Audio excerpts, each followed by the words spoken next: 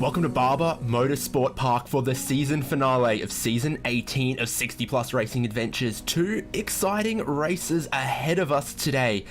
And my goodness, they are going to decide the championship at this very, very interesting, challenging road course. A lot of blind corners, a lot of tough corners and crests, and a great track for a bit of racing to really test out our drivers at the end of this season. 60 Plus Racing Adventures, of course, for those vintage, well-aged drivers on the iRacing service. Everyone racing tonight, 60 years of age, or sometimes a little bit over, just showing that iRacing enjoyed by all sorts of people. And it's great that some of these older racers can get together, put on a great championship, and also just have some great camaraderie, put on a really great series for everyone to enjoy. This is the schedule. We started at Watkins Glen, then went to Phillip Island, and then Barber Motorsport Park is the season finale broadcast here on RaceSpot. You can see the full 12-round calendar there.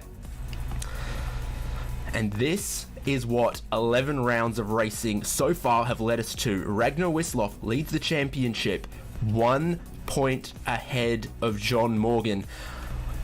It is a real knock him down, drag him out, fight to the end of this championship to see who could be the winner. And still, you cannot count out Russ Addy, Steve Greenwood, or even Paul Stump from contention. If they grab a win today and the others fall by the wayside, Russ Addy or Greenwood or Stump could still improve enough to become the champion. So they've got to have their elbows out, but race sensibly for Ragnar Wisloff and John Morgan.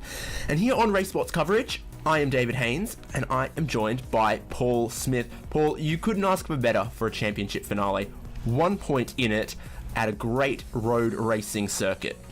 Yeah, certainly. This is a tremendous venue. It always produces some great action, great racing. It's a challenging circuit as well. There's plenty of undulations, and these drivers are going to be tested to the limit. And of course, this series, it is a fixed setup, so they're all using the same setup. They're all got the same car, so it's all down to the driver behind the wheel to decide who does best. But right now they have got qualifying going on at the moment. We'll get you the qualifying results in about 2.5 minutes time. But yeah, David, for the championship to come down to this final round, it's brilliant. 1 point between the top two. There are drop scores that are taken into effect, our favourite thing, and yeah, I'm really looking forward to this. And well, it's brilliant how the championship decides your points for the week as well, isn't it?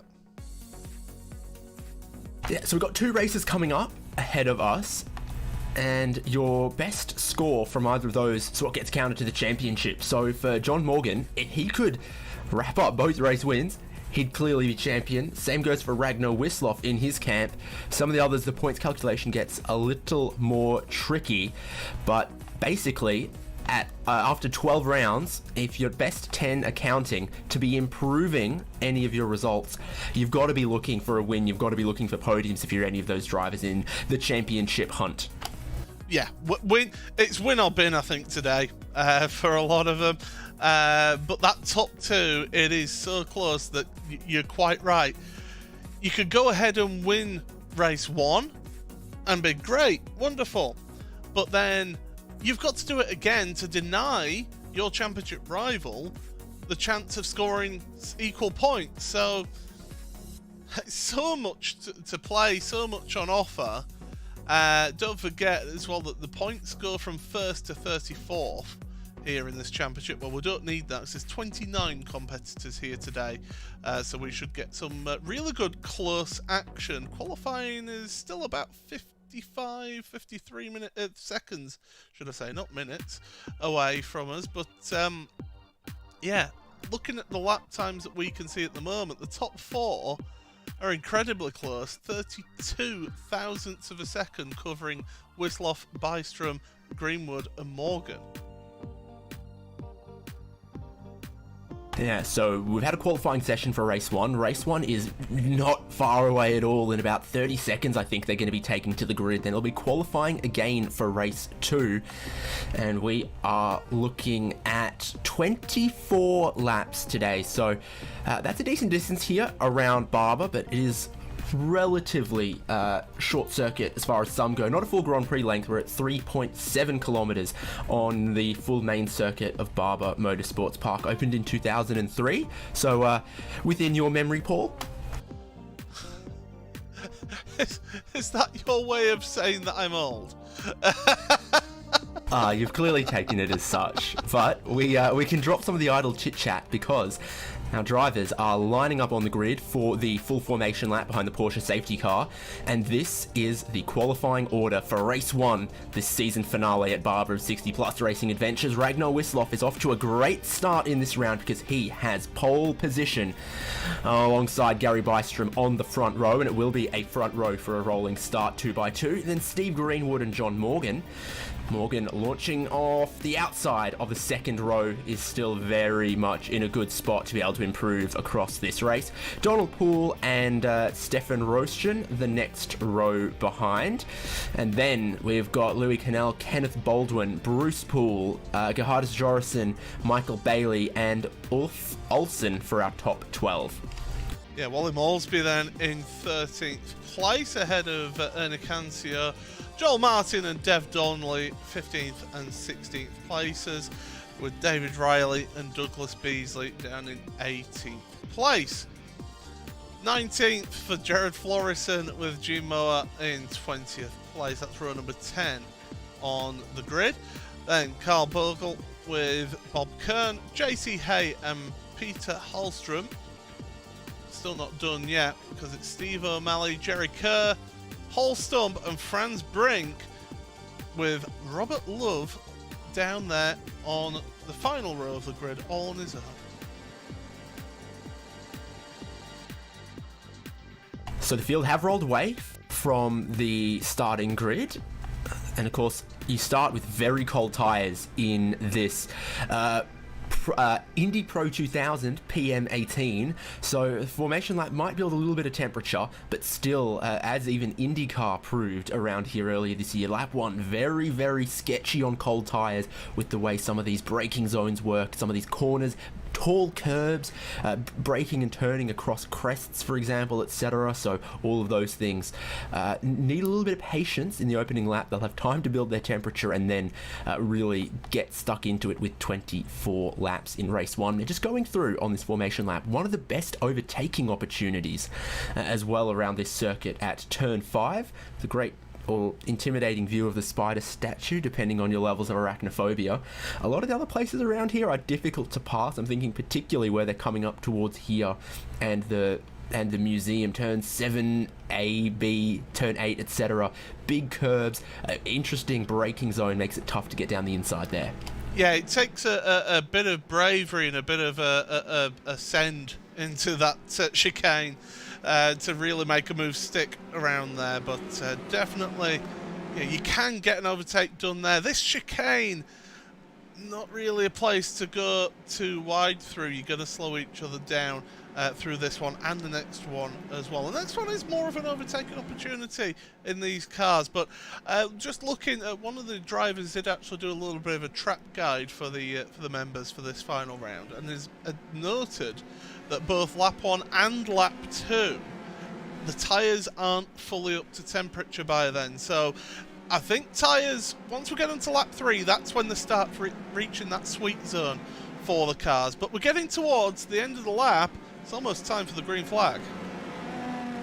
Yeah, it certainly is. Just a last note, talking about those temperatures, 20 degrees Celsius in the air, 34 on the track, so that's just about right. Obviously the sun got a lot of power down here in the south, and that looks like our pole sitter has jumped very early out of the final sector.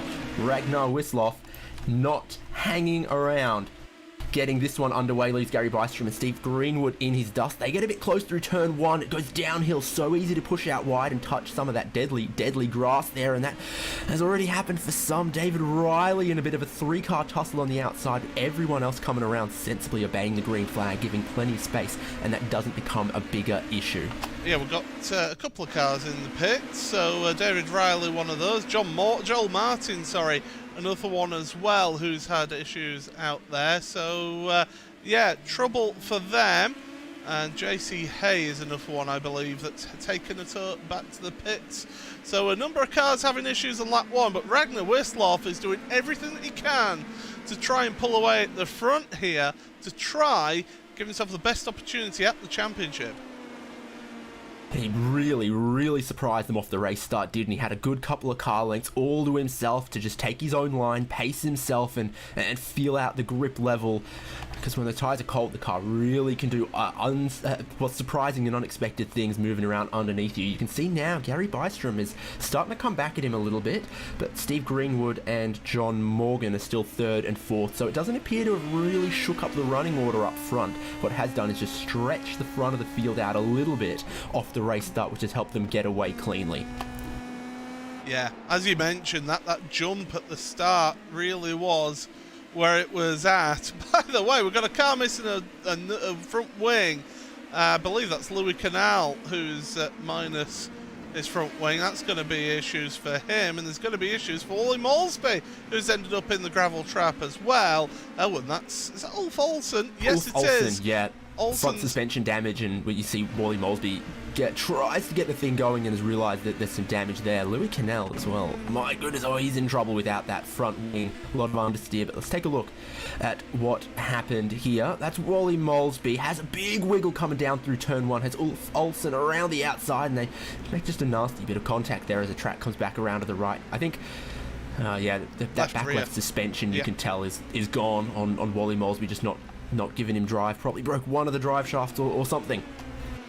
Yeah, definitely. With contact like that, you're always going to end up with some form of suspension damage. But yeah, it's unfortunate that's happened.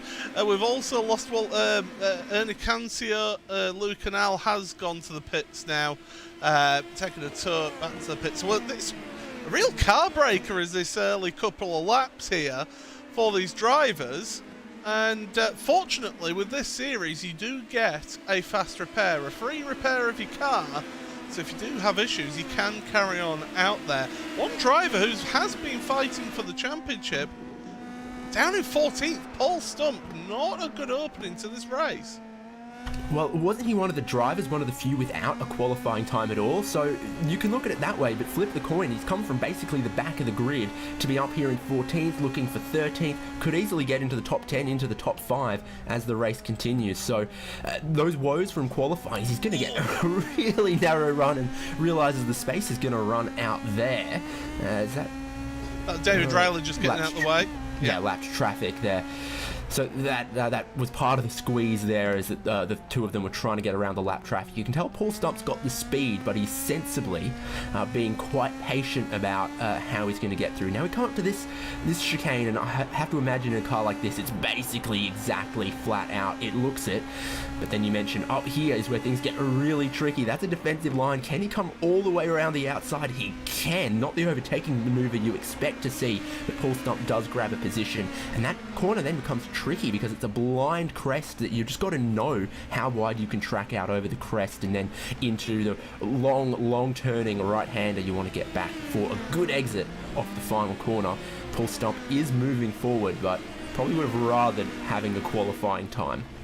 Yeah, I think he would have preferred that, absolutely, as a couple more cars come out of pit road. So more and more everybody is out of pit road, so we have got everybody on track again, which is good to see. So it's always nice to see that happening. Now, Ragnar Wisloff is getting caught by Gary Bystrom. So Bystrom's now got the bit between his teeth. Maybe he's feeling a little bit more confident with the tyres, but he certainly has been gaining on Wisloff, your race leader. Yeah, Bystrom's just set the fastest lap of the race. That'll continue to happen as the fuel burns off and the tyres warm up, but 1:18.4, he's 4/10 faster than Wisloff. And then that begs the question, what's your mentality if you're Ragnar Wisloff? You know, he really would want a win today, but on the other hand, most of his other championship rivals are a little further down. He has the lead by 1 point at the moment, so how aggressively would he try to defend Gary Bystrom? That is one to keep in the back of your mind as this battle continues to heat up, and as it happens, I think Greenwood's picked up a bit of pace in third as well. You can see your top 5 in almost every one of the long shots, so it's no room for a mistake just yet. I think if you're Wisloff, you have to do what has been working for you all season. He tried to pick up the throttle out of the hairpin, had a bit of a half slide, and then just not being able to correct it. Gone across the grass, no damage, but that is the lead gone. Succumbed to the pressure did Ragnar Wisloff, and now Gary Bystrom comes through into the lead. Let's take a look at the replay, but Bystrom came at him in the braking zone a little bit. I think that distracted Wisloff, and he's tried to put the power down with too much steering angle in the hands. Here we go.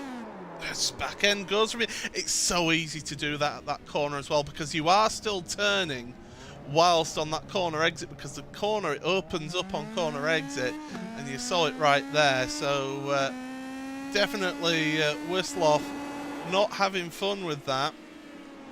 And yeah, that's dropped him down then to 6th place, crucially behind one of his championship rivals, which is John Morgan in 3rd place. Yeah, it puts John Morgan up into 3rd, and a little battle going on there, though. He's got Stefan Roestgen and Donald Poole, who found a great bit of pace behind him. Roestgen had the fastest lap of the race. Now Donald Poole has gone and stolen it away, and they're all starting to line up behind John Morgan in 3rd. That's this battle here, and then you're seeing a bit of a repeat. The car behind can take a really wide entry and then really square off that exit to get the power down. Meanwhile, the driver in front, John Morgan, taking a line not dissimilar to what we saw Ragnar Wisloff do, where they just want to cover off the inside a little bit, but it makes the exit more difficult and a bit squirmier, if that's a word. Yeah, well, it is now if it's not, but certainly it's a challenging corner. And you can go too wide through there. Donald Poole, actually, right as we look there, Donald Poole has decided to go through. So Stefan Roestgen down a position, and that's allowed Poole up into 4th. So at the moment, I mean, Steve Greenwood, it's worth pointing out, he's one of those drivers. He was 4th place coming into this round of the championship. He's got an outside chance of the championship. He finds himself in 2nd place. He can quite happily push and just go for it.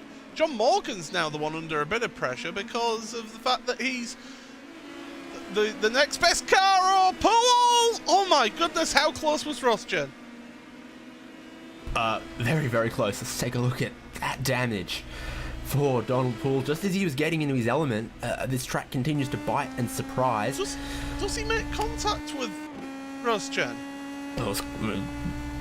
For there to be damage like that, you would have to think that there was a little bit of contact. The rear just walks away from him, snaps back the other way, and yeah, obviously just clips the front. And then the front fell off. Yeah. That's So we're seeing that when they're really pushing, the rear of the car is, still wiggling around a little bit. It caught out Wisloff. It's now gone and caught out Poole. So the other drivers, if they're looking for pace, they've still got to try to keep the rear of the car in check and be more smooth with their inputs. How often have we seen it in this championship where rear tyre temperature is such a big thing? We see this sort of every time that we show this championship, and let's just bring up the weather on screen as well. Track temperature is now 37 degrees. It's starting to get a bit hotter on the track. That will become a factor for these drivers in terms of grip. Yeah, you can grab this car by the scruff of its neck a little bit and drive it with a bit of slip angle, but you can't do that forever because the rear tyres will get away from you, and this is getting spicy for the lead. I've just seen Greenwood here, hopefully driving a bit of a green car, just again, pick up a better exit off that hairpin than Bystrom was able to do, and it didn't really lead him enough towards being able to get down the inside at the next section of track, but it keeps the pressure on Bystrom. And if there's anything we've seen so far in the first about third of this race, it's that pressure can go a long way to seeing your opponent make a mistake. There's nothing for paved runoff around here. There's a whole bunch of blind corners, crests where the car gets a little bit light and would want to step away from you. So if you're feeling the pressure, it can very easily lead to a mistake here more than anywhere. Yeah, and Greenwood, we're on board with him now. 7/10 of a second off of your race leader. We'll go on board with him for a lap. I think the pace has now sort of levelled off in terms of the outright top pace of the tyres. So it's just starting to drop off now is the pace on lap 8, lap 9. So that's how much of an effect the track conditions are having on these cars and on these drivers. And look at the different lines then. Greenwood taking it nice and tight into the left-hander, back up the gears, but you can see the undulating nature of this track. Slightly uphill braking, completely blind, don't really touch the curbs with these cars because it's so low slung, and then back on the throttle here through the left, completely flat out. Little lift, a little confidence lift. I think he felt that the front was just scrubbing slightly. Bit more of a lift there, down a couple of gears. You can see it's a real roller coaster towards the end of this lap here, David. It's a real challenge for these drivers. A great season ending, I feel. Yeah, that turn 12-13, any car you drive here, it's really, really difficult because you've got to point the car to the apex and the track drops away immediately on the other side. You've just got to know how much speed you can carry in there. Otherwise, you see many, many drivers run a bit wide and out of that bit leading into the final sector of the lap. And look at John Morgan start to find his stride and catching these guys as well. It's still, give some perspective, early in race 1.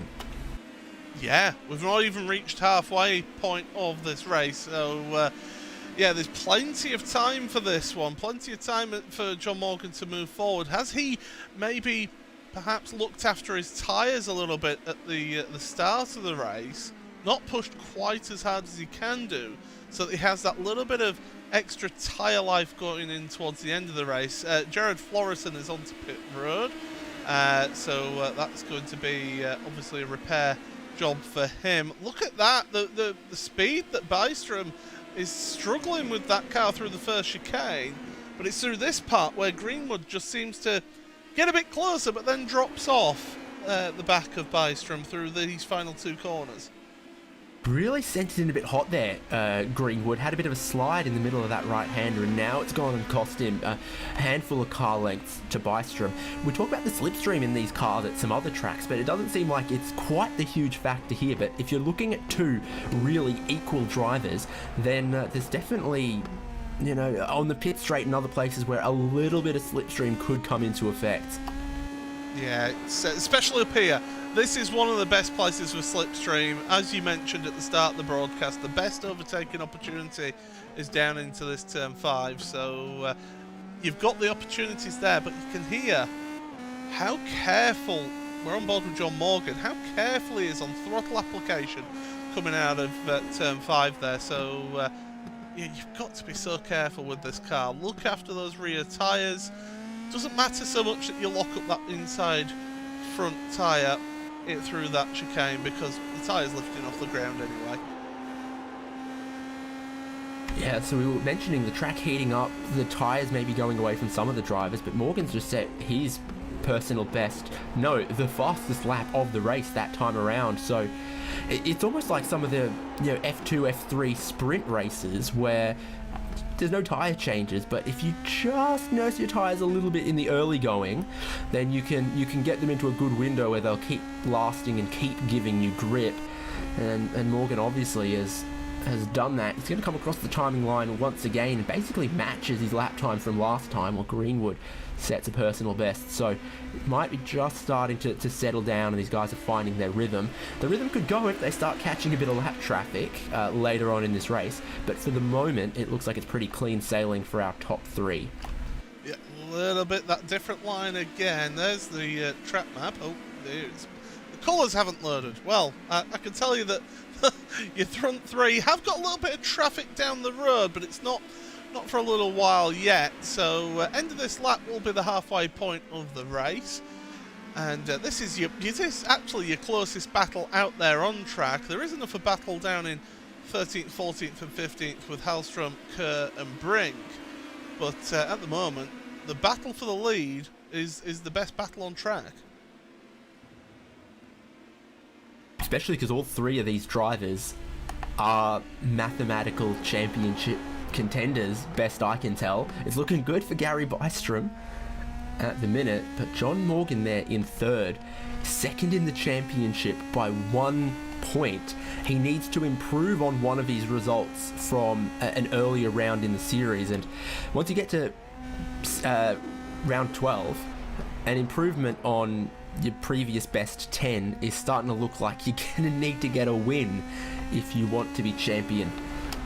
Yeah, it's so difficult when you get drop scores coming into a factor. And by the way, Bystrom is a wild card in this. He's not actually fighting for a championship here. He's in 6th place. He's not close enough in the standings to make this one a championship contention. So he's just doing it to get the race win. So that's all he cares about right now. So definitely, oh, look at how close they are through the chicane there. Things are getting a little bit spicier. I'll give it a few laps before there's some, the nose being shown, getting the mirrors, getting the eye line of the car in front, and try and get past. As Paul Stump has gained another place. It's 10th place now for Stump. Yeah, he's just gotten past Douglas Beasley, and you've got to imagine he got a decent drive off the hairpin at turn 6. So yeah, 17 positions gained so far in this one, and we've only really just crossed halfway for Paul Stump. He's going to have to look another 6 seconds up the road to the next cars for position though, so that's still a while away for Paul Stump at the front. The top 3 are within a second, as you can tell from our beautiful live timing on the left. Yeah, they're I think they're just holding position right now, David. I mean, Stefan Rosgen did set a lap time quicker on the last lap, as did Ragnar Wislov, but they're a bit further behind. So I think we're just staying line astern as they are, and they're just trying to just bide their time, wait for the right opportunity, because if these start fighting now, they are just going to slow each other down. It's going to allow others to come into this race. And if you're John Morgan or Steve Greenwood, you really don't want Ragnar Wislov coming into a race-winning battle.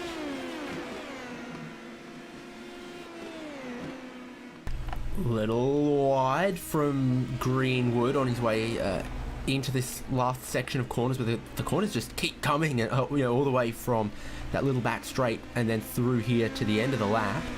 And so if he got a little out of place, he's still just sort of middle ground between Bystrom and Morgan. We ride on board with third place man John Morgan. Turn 1, the track drops away right as you want to start turning in, which sort of either you turn in a little shallow and a little early, or you expect that the rear could jump away as you're on the brakes and turning into turn 1, and then that feeds into the really long right-handers across the top of the hill.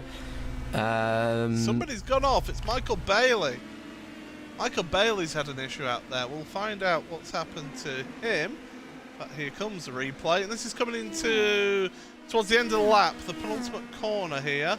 Is it just going to be too wide? Yes, it is. And then he's just decided to park it, I feel. Yeah, just not got going again. Put it in reverse gear, but yeah, then eventually just towed the thing around. We saw Greenwood getting a bit hot there earlier, the rear skating around, and he managed to keep it on the paved stuff, but it just goes to show you get a little wide, a little bit on the grass, and you are in trouble in a lot of these sections. Big wiggle from Bystrom. The lead is absolutely nothing. Greenwood taking a different line here to maybe try to get a run at him, or at least try to not run up the back of him, and Bystrom's dodged a bullet on that one. I think it was a real sketchy moment there, as on the far side of the crest he was a bit slow. Greenwood, no contact, John Morgan right with him, and now it was your top 3 in half a second instead of your top 3 within a second, just then as they crossed the line.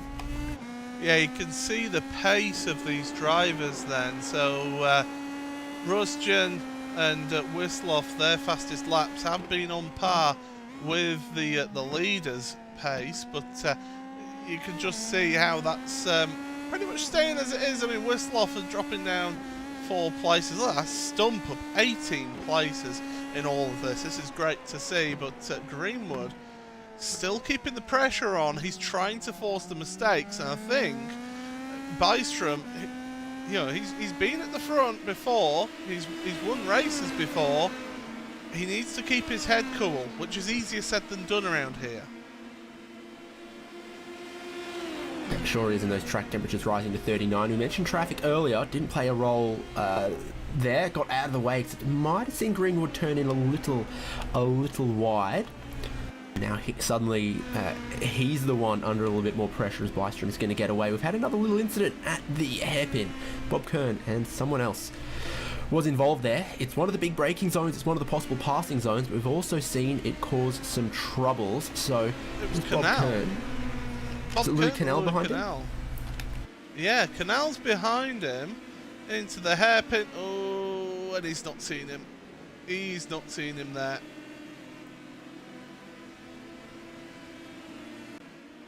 That's basically what's happened there, isn't it? He's not seen him coming up alongside, and then Bob's end up turning in, and there's a car there.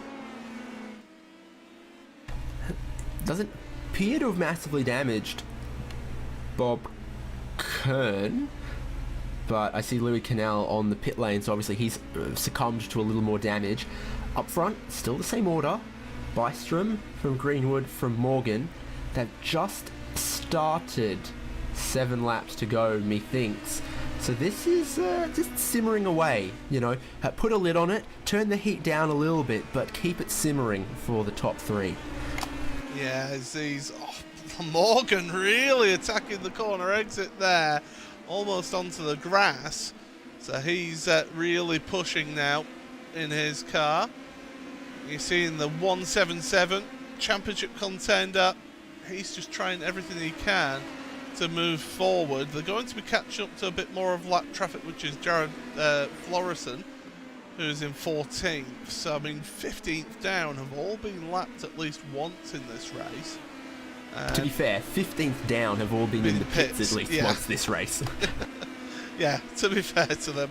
But yeah, it's, again, Greenwood getting really close into 5, but then Morgan, it's those different lines through there. It can catch you out, because you can either go really fast into corner entry, or you're getting it on the corner exit. So the early apex or late apex, at some point, those lines merge, and that's where you have an incident like with Bob Kern. And there's a handful of corners that are like that. I mean, we've talked about it almost ad nauseum now for turn 5, but a similar thing happens through turn 7. Very similar thing can happen through turns 13, 14, long right-hander at the end of the lap. Some cars will breeze out a lot in the middle here, so they come to this apex, and then some drivers go really, really wide before bringing it back to the next apex, and others just sort of hug the inside, and you can see different lines transpire there. Oh, there we go! Bystrom, your leader, has lit up the rear tyres coming off the final corner. He hasn't hit the wall, but he has ceded the lead. He's going to tow? Yeah. He's towed. Might not have trusted himself to be able to reverse back into position there. We're going to take a look at it. He's got 2 cars behind him battling for position. He's also got an eye ahead on the traffic. Has a bit of a wiggle here early. You can tell the car needs smooth inputs. It's being a little bit skatey, and then he touches that curb in the middle while the rear is already trying to go. And then Gary Bystrom loses the lead, and yeah, he's out of the car. Yeah, he's decided to park it, so that's Bystrom out. There's that lap traffic of Florison getting in the way of Greenwood and Morgan. So now Morgan can almost sense a win here now, after being just maybe hunting for a podium. But in the background, you've got Ragnar Wisloff is catching up slowly to Stefan Rosjan. So Rosjan really now dropping off the pace a little bit, and that's allowing Wislov to really catch up there. So Wislov could yet get a podium place, and look at those different lines. As I say, that track temperature, I think those rear tyres on all of these cars are starting to complain now. Yeah, it has continued getting hotter, almost 40 now, and that didn't look like understeer for Greenwood. To me, that looked like the rear got a bit loose, and he just had to open up the hands and walk it wide. The car wasn't where he wanted to put it through that final sector. He made the best he could of it, but he's starting to just, you know, walk around like a cruise ship a little bit. The thing doesn't go exactly where Greenwood wants it. Oh, and to add insult to injury, car 64, Gary Byström, just got lapped. Yeah, so he has come back out on track, but as you can tell, now a lap down to first and second. Third and fourth, really not far behind at all. Wislov and Rosjan there have picked up some pace in the last couple laps as well. Yeah. So any funny business between Greenwood and Morgan, they could pounce. 5 to go, as the graphic says in the top left. For Morgan, is it getting close to do or die time? Does he go for the win? Does he really have a dig? I don't know if he does go for the win or not. You're in a really good position. You're gaining on your championship competitor. 2 drop scores as well. You take it into account. You know, you'll be looking back throughout the season, saying, right, what is my next worst score? Yeah, and thinking about that coming into this round, so you'll know what positions will improve his position in the championship.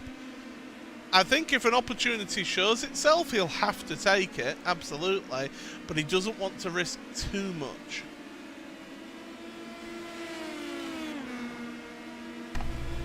I think I agree with you on that one. Second place could still potentially see an improvement for Morgan. And then the unforeseen thing is what could happen in race 2. If Wislov takes a win in race 2, then a win for second place for Morgan's not enough. If Wislov can do better in race 2 than Morgan does in race 1, then it's the math isn't particularly hard on that one. That's championship for Wislov if he can grab a win in race 2. All out of sorts there for Rosjan, then manages to get it pointing the right way again, but it's starting to shape up for third and fourth here. As we ride on board with Ragnar Wislov, I think those tyres are starting to let go for Rosjan as well. In fact, even early in this race, there were some times where it didn't look like he had full command of his vehicle. Yeah, he's not looked comfortable at times around here, but he's certainly giving it a push. He's really, and this is the thing, these drivers, they don't go by half. They will push. They'll know what their limit is, and they will push to that, and sometimes beyond, as well, as we see out there on track. So Rosjan just trying not to give the slipstream away. Oh, lock up of the brake, but it doesn't matter too much, because on corner exit, you've taken that wider line. It allows you to just go on the power a little bit earlier there. Yeah, Rosjan could have panicked there and ended up in a spin or giving away that position, but in the end, he just sort of went a little bit wide, found his traction, and then got it going down the next straight so that Wislov couldn't pass him before turn 7. So, you know, that's the smart stuff. Get into a bit of trouble and realise the earlier you recognise you're in trouble, the earlier you can do something about it. Rosjan bouncing it, tobogganing it across the curb, all out of sorts, huge slide across the crest. But in that place, there's nowhere Wislov can go to punish him for the mistake. Wislov needs a good run off one of these corners. A mistake from Rosjan in the middle of the dense corners does nothing for him. Starting 2 laps to go for Greenwood and Morgan, 2 laps to go for Rosjan and Wislov. Battles for all of your top 4 positions, and it could decide the championship. Certainly could. Through this corner, it's such a tricky corner to get right onto the grass there for Wislov. Can just cause you issues if you take too much grass now. Does Rosjan lock up his tyres this time? No, he doesn't. That tighter line for Wislov seems to be working for him, as lap traffic is coming into play, although Hallström gets out the way of these two. It's I will say that the traffic on the whole has been very well behaved in just allowing these leaders. They'll know that these drivers are trying to win a championship. They've been really well in sort of just allowing space to these other drivers. The leaders have got to catch up to Carl Bogle now. Not the first rodeo as well for a lot of these drivers. Some of the drivers I've seen them lapping, it's a name you recognise from 10 seasons ago or something. So with that kind of experience comes some of the awareness, and they've been in the same situation, shoe on the other foot kind of thing. So as we start the final lap, there is still a little bit of traffic for Steve Greenwood, who leads. John Morgan maybe rolling out of the throttle a little bit in the background, and Rostian and Wisloff gonna battle as well. We ride on board with your race leader. Greenwood up and over the crest, and Morgan's not close enough. I think that lap traffic just didn't allow Morgan to take his natural line. He sent it into their 5 and 6 there as well. I think this is Greenwood's to lose right now.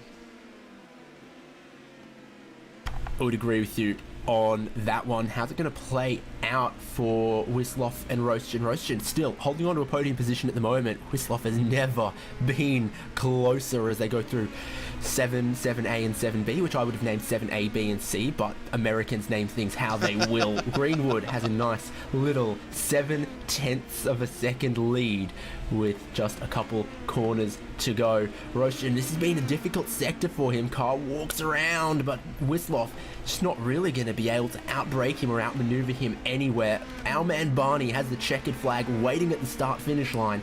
Morgan has closed up so much of it, but so long as the power comes down cleanly for Steve Greenwood, he is going to take the win in race 1 of 60+ racing adventures by a hair, by a car's length, but winning is winning, and he denies the points to John Morgan as well. Rostian in 3rd, Ragnar Wisloff in 4th. Championship is not decided. It is going to come down to our last race. This is what we wanted, isn't it? We wanted this to come down to the end, and in fact there's a close battle here that we're looking at, which is Bob Kern and Joel Martin. They are 1 lap down each of them. Kern taking a wide entry into that 7 complex onto the power, and Joel Martin, who we saw spinning at turn 1, lap 1, is going to try and gain himself one more position. 17th and 18th, this is the fight for at the moment.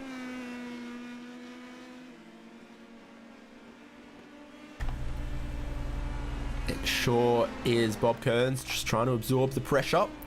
But we're seeing it can be tough through this long right-hander. As long as he gets it to the apex at the right, gets the power down well out of the final left, he'll be able to hold on to this one, but you sense it's going to be a little close. But the line comes up a bit too early for a drag race. Even if he tries, he's just missed out there. Bob Kearns held on to that position from Joel Martin. He's only just held on to it, that's for sure. But yeah, good little drag race at the end for us to see. Well, 1/10 of a second for the race lead, but Steve Greenwood held on for a lot of laps to take that win ahead of John Morgan, Stefan Rostian, Ragnar Wisloff. I think Morgan will probably remain 1 point behind Wisloff in the championship, or at least Wisloff has the time to grab a race win in the second race and be able to seal up the championship. Bruce Poole in 5th, Gerhardus Jorison in 6th, Kenneth Baldwin in 7th. Paul Stump, applaud that drive from the back of the grid. 19 positions gained to 8th place, and doing it cleanly too. Douglas Beasley in 9th, Gene Moore in 10th. Franz Brink then brings in 11th, and the last of the drivers on the lead lap. And Peter Hellstrom 1 lap down, along with Jared Florison, Gary Bystrom, Jerry Kerr, Dev Donnelly, Bob Kern and Joel Martin, who we saw go across the line. It was 38 thousandths of a second between those two across the timing line there. They were the last drivers 1 lap down, with Carl Bogle and JC Hay down in 20th place. Ernie Cancio, a few issues for him. Also, Ulf Olsen, we saw missing wheels. He was in 22nd. David Riley, 23rd. Louis Canal lost a front wing at the start of the race, and then got involved in further instant with Bob Kern. That's 24th for him. Michael Bailey, Donald Poole, Wally Moulsby, Steve O'Malley, and Robert Love round out your 29 cars in this race. That was race 1. Got a couple of our drivers hanging around, and in the little bit of time between race 1 and race 2, I reckon it's not a bad time to have a little bit of a chat with some of our 60 plus racing adventures drivers. And, well, I'm always a fan of working our way up the podium, so I think I'm going to try to grab Stefan Roestgen. Okay, we'll do that, and David, take it away. Yeah, Stefan, have we got you? Yes, I'm here. Well, it looked like a bit of pressure from Ragnar Wisloff at the end there, but you hold on for another podium. Yes, it was interesting at the end. A little bit luck for me. Never know how you can manage the back markers when you overtake them, and yeah, it went good. It went fine for me. It's not the Nürburgring, but it still looks like there's some difficult curbs and a couple of crests where the Indy Pro 2000 car really wants to get out of shape, out of sorts. So it did look for a lot of people that they were not only battling other drivers, they were really battling to keep the car on the track. Yeah, that's really a very difficult track. A lot of practice. I did not do much practice in the last period, but for Mazda, I knew very well how to drive this track, and very, very consistent and not to car over the curbs. For a car that doesn't have that much horsepower, it still seemed like a lot of people were struggling putting the power down in first gear and second gear. Is that just the track temperature, or what did you think? I have no clue. I don't know. I'm not so good in this car, and the Pro Mazda we did not have a differential, so I'm not used to it, and I really don't know. That's a good, honest answer. Well done. Keeping the car on the track, clean result, third place, and hopefully you go well in race 2 as well. Yeah, thank you. See you there. Yeah. Bye. Paul, what do you reckon you go to second place and championship contender John Morgan? Yes, absolutely. So we've got John Morgan here in the commentary box with us, and John, that looked a bit of an interesting first race for you today, and you must be happy to get a second place, but I'm sure you would have preferred a first place. Yes, certainly, but it's a tough track to pass on, and kind of seeing the incidents that we saw through this race with guys in and out. There's some tough places on this track, so it was definitely a day of being patient and then kind of push hard at the end, which I did.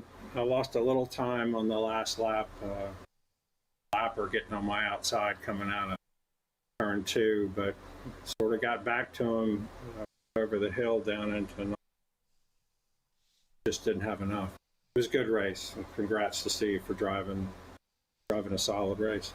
I will say that one of the things that I did comment on during the race was how it appeared from the outside that you took that decision early on to look after your tyres to then be able to push on midway through the race and into that final part of the race. Was that the conscious effort from yourself there?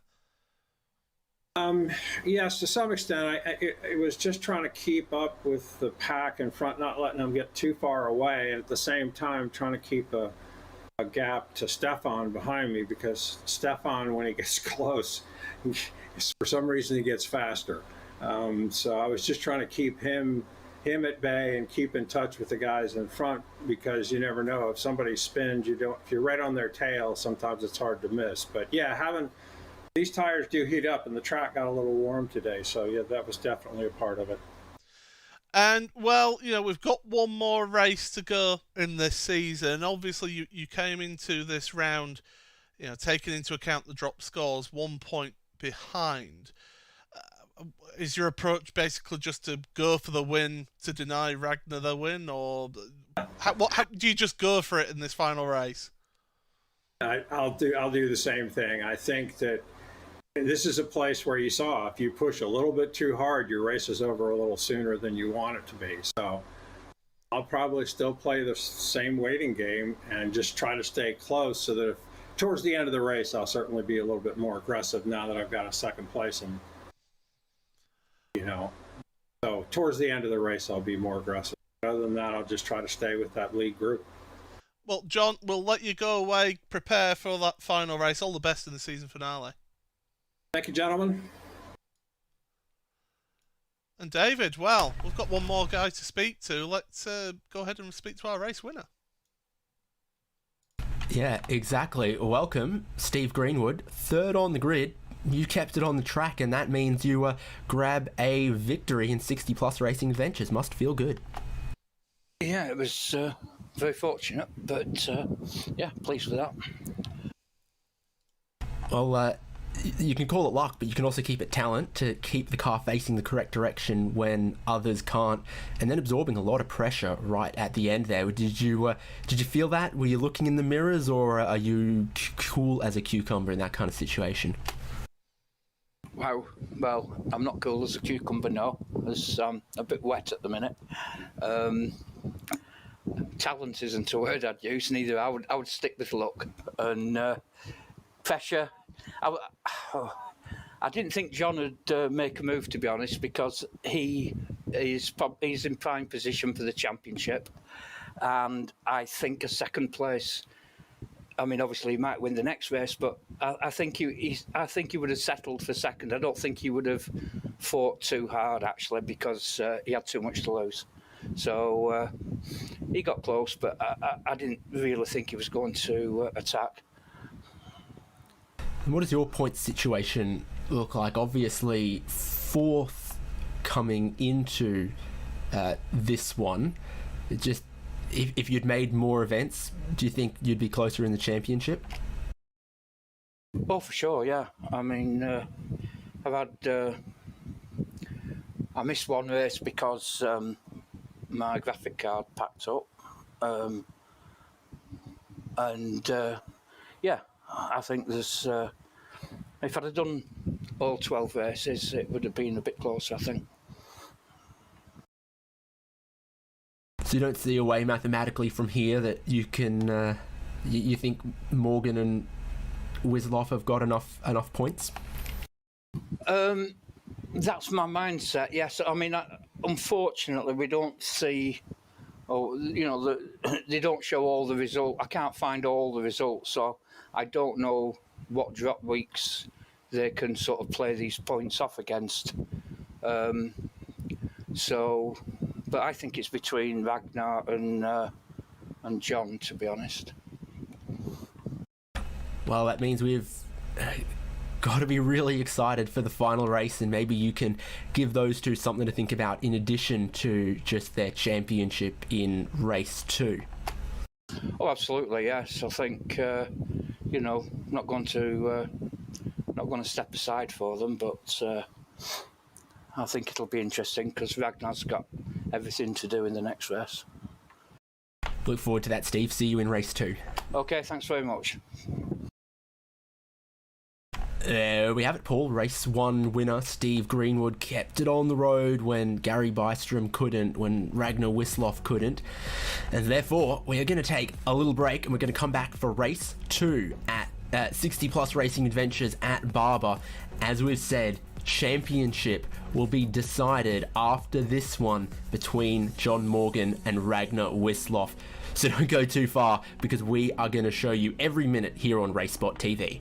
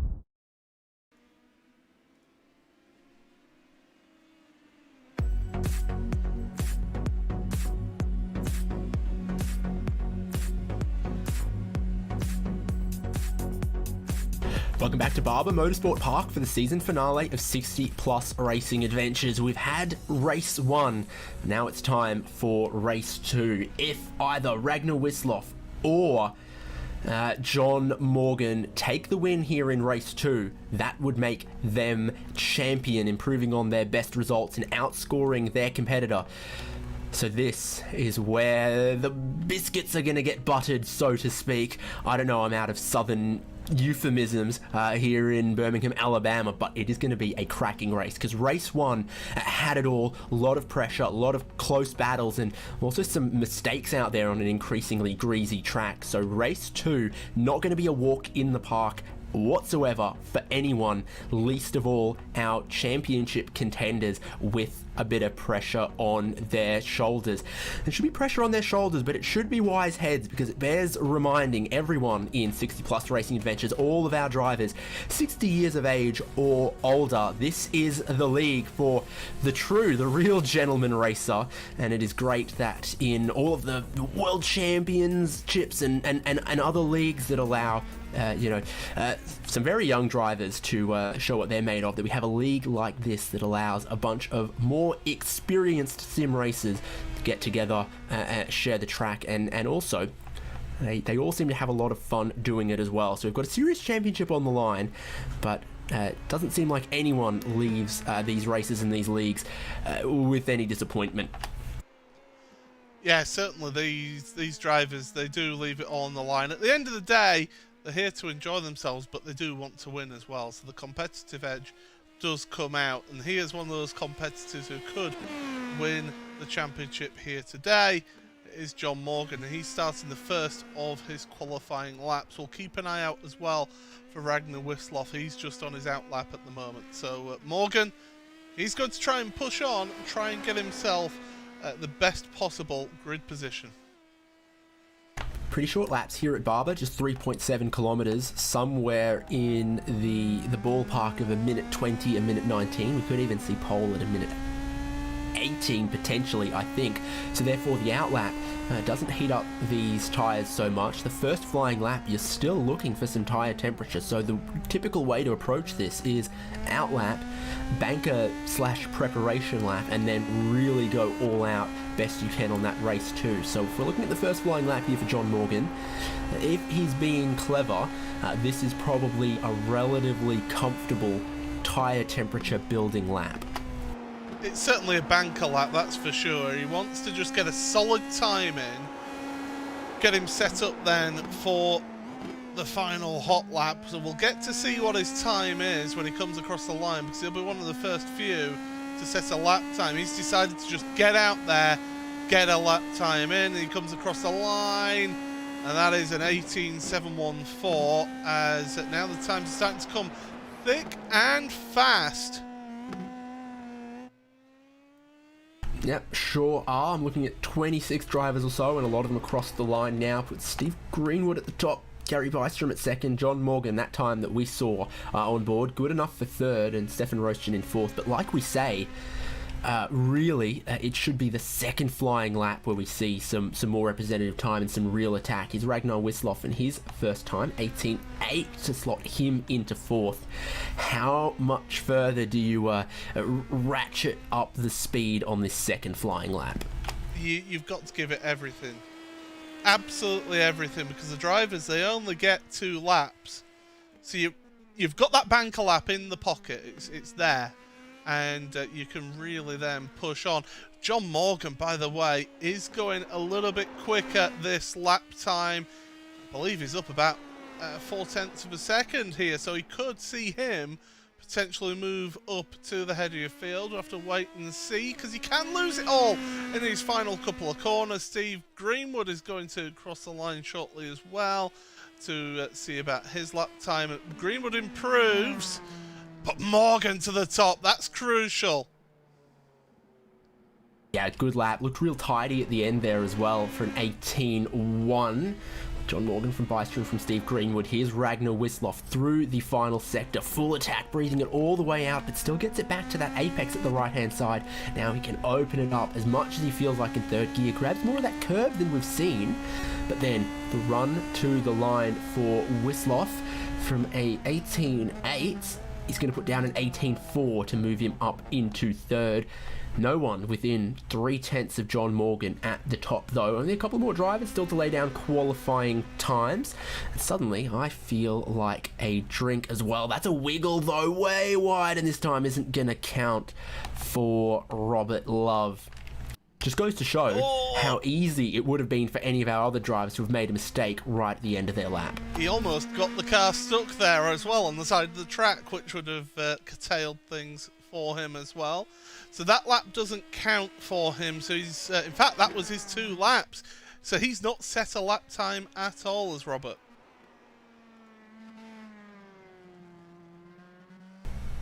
Yeah, I think I see that as well. Something on the first lap must have also made it invalid, and lap 2 we saw that final complex of corners where it just tightens and tightens and tightens, that the rear got away from him.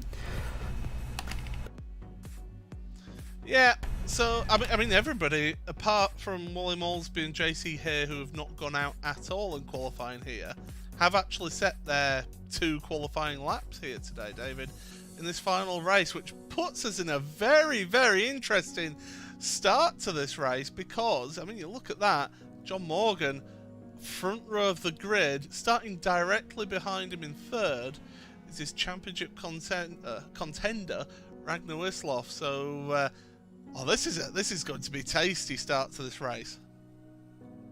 Yeah, exactly. They came into this round just 1 point separating them, and once you start counting the drop weeks for this season finale, it means to improve their points, they've got to improve on a previous result, and the best way to do that is a win. Neither of them managed to do it in race 1, so if Morgan could convert, he'd obviously take more points away from this round and a bigger improvement to his championship position than Ragnar Wisloff. So if Morgan wins, we'd have to bust out the calculator. We'd have to wait for some official confirmation, but everything we know would say that it's winner takes all between Morgan and Wisloff here for race 2. This is going to be an epic ending to the championship. I mean, we couldn't ask for more, really, could we? For this one, we'll show you the points, how they stood going into this week. So that's not taken into account race 1, because of course it's your best score from the 2 races.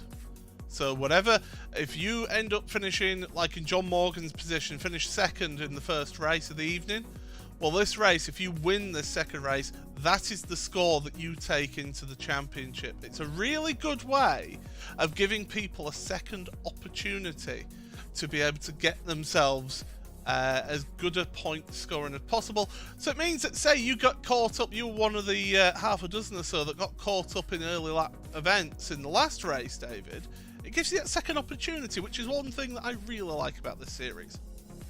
Exactly. Really encourages you to stick around for race 2 as well if race 1 didn't go to plan, or you got tangled in someone else's incident, or even, you know, if real life got in the way, or, you know, you had some technological problems or something, whatever the case for race 1, it all starts afresh for race 2, and we have had 26 drivers, it looks like, stick around for race 2.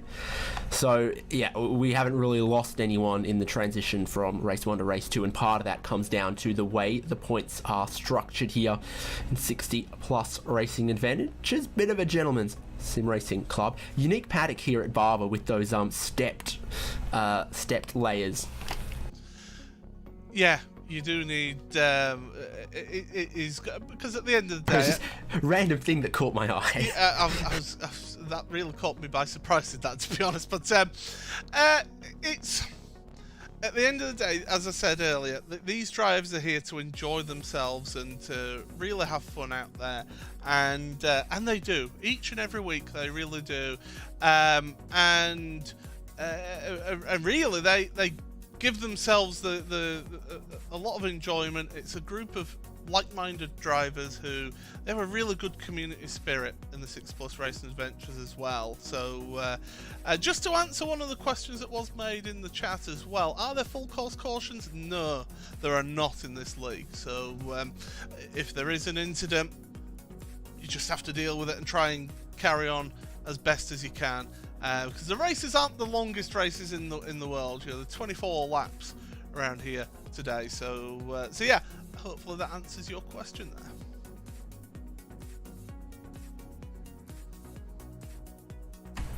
The paddock, probably not the most interesting feature of this track though. A lot of great corners, and then you can also see in the background that is a 1-to-1 scale model of an Australian spider.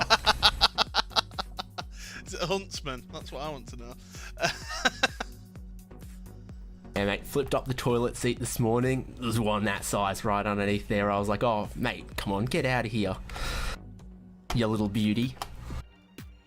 But enough of that though, because our drivers are lining up on the starting grid behind the pace car to get our formation lap and then our race underway. And this is the starting grid for our 2x2 rolling start. John Morgan needs a win to take the championship, and he starts from pole position with Gary Bystrom alongside him. Points leader Ragnar Wisloff, and a 1-point leader he is, in third place alongside Steve Greenwood. Then Stefan Rostjen finished on the podium in race 1. It's going to start out of 5th place again in race 2 with Bruce Poole for company on that row. Behind them, Dev Donnelly, Louis Canal, good qualifying there in the top 10 for them. Douglas Beasley in 9th, Gerhardus Jorison in 10th. Paul Stump has a qualifying time for race 2, but I still think he can move forward from there in 11th based on the great performance we saw in race 1. And Ernie Cancio completes the 6th row of the grid. Row number 7 then, it is Joel Martin with Ulf Olsen, who will be hoping for a better outing this time around. And David Riley 15th in the number 14 car, alongside him is Kyle Ogle from Illinois. Gene Moore then in row number 9 along with Bob Kern. Row number 10 is Richard Varley with Jared Florison, who'll be hoping for a better race this time as well. Peter Hallstrom on row 11 with Jerry Kerr, and then row 12 for Oyvind Anderson and Robert Love. And the final row of the grid, row number 13, is Wally Malsby and J.C. Hay. The challenge of this circuit on show, as once again 3 drivers at the back of the field were not able to set a qualifying time. It caught out even some of the best of them in race 1, that the tyres aren't where you want them for lap 1, and then if you're going to push hard as you dare on lap 2, so many places that it is easy to get tricked into a mistake here. It can happen in qualifying, it'll happen in the race as well, for sure. Yeah. So this is the section that, why is that 7, 7A and 7B, not 7, 8 and 9, or 7A, 7B and 7C? Who numbers it? Who orders it like that? Oh, now this is a conversation I had with Drew Adamson from iRacing a couple of months ago about Road Atlanta and Road America with their corner numbering policies. But anyway, we're not here to judge that. We're here to call a race. But I do share your frustration, David, in the corner numbering technique of certain North American circuits. It's not even a frustration, it's just a peculiarity that keeps me up at night. For Road America, at least you can just pretend that turn 4 is the cheese bridge, and it's so important that the cheese needed its own corner number. Well, that's one way of looking at it. But we're almost at the start here, David. Just the final couple of corners to go. Yeah, precisely. In qualifying for race 2, just 1 second covered our whole top 10 of the grid. We've seen this is a difficult track on cold tyres. The safety car is in. John Morgan, your championship hopeful, is going to lead them to the race start. Gary Bystrom's gotten quite a bit ahead. John Morgan's put the power down, and Bystrom has gone and kicked a bit of an own goal. Ragnar Wisloff is going to come through into second gear. Bystrom almost jumped the start there, and then in giving up the time, it's cost him dearly. Your 2 championship contenders on cold tyres going wheel to wheel into turn 1. In the background, Louis Canal has had a little bit of a drama, bit of a wiggle coming across that crest, Joseph Newgarden style, for John Morgan, and Wisloff on the attack early in race 2 for the championship. But around the outside on the cold tyres, John Morgan is just going to get enough traction. Oh, this is what we wanted, isn't it? This is what we wanted. The 2 of them the two championship contenders battling it out on track to decide who is season 18 champion. You join an illustrious list of champions as well. Rusadi, who we've not seen today at all, a former champion, don't forget. So he is certainly one of those illustrious names to go with you. Jared Florison, oh my goodness, that's a big incident. In some countries that censor that before they put it on TV. What has happened in this lap 1 incident? Cold tyres, of course, for everyone. No tyre warmers off the race start, and that can easily cause problems. Luke Cannell in front without the front wing, but this is just a misjudgment of apex speed in 7B. Yeah, it was Jerry Kerr who got into the back of him, and yeah, they got tangled together, and that's it. That's their day pretty much done. But at the front, Morgan, he's got to get the foot down. He's got to try and break that slipstream, because we've seen it so often. Here, Bystrom! I thought that was going to be an accident, that one, if I'm honest. My goodness, I thought he was going to wipe out John Morgan in that one. You pay extra postage fees if you want that kind of express shipping. As he went down the inside, lucky to not be an incident. Wisloff does the old over-under. Wise head prevails there. But we might see if we can wind back the replay machine or something. I mean, wow, so close to a problem. Here's Bystrom. Maybe missed his braking zone. Dives down the inside, and that is a scary moment for Ragnar Wisloff and Gary Bystrom. Both of them continue, but this kind of tit for tat back and forth is what you want to see in the mirrors for John Morgan. You want to see second and third battling each other, having to fight, having to take risk early, and maybe taking the best out of their tyres as the track temperatures are going to continue to rise into race 2. I mean, if you're John Morgan, the last thing you want to see, though, is that darker, that sort of black and red front nose coming very close to your gearbox in that braking zone. I think he would have maybe just got off the brakes a little bit himself, just to allow himself some extra speed to avoid an accident there. But yeah, Bystrom got it all out of shape, and that cost him. He will have put a ton of heat into those tyres as well if he's really anchored on the brakes, and will have cost him. And in fact, Steve Greenwood looking to try and have enough a good race here, trying to move forward a position. It's not a big enough braking zone on the way in there to really make a move.